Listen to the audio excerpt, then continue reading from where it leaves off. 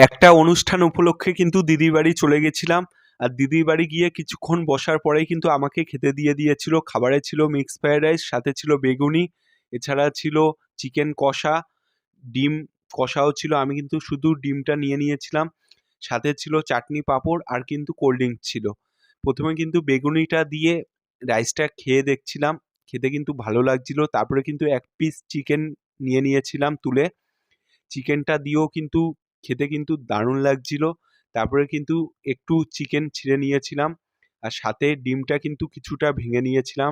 ভেঙে কিন্তু মাখিয়ে কিন্তু একটা মাখামাখি বাইট কিন্তু দিয়ে দিয়েছিলাম। খেতে কিন্তু অসাধারণ লাগছিল।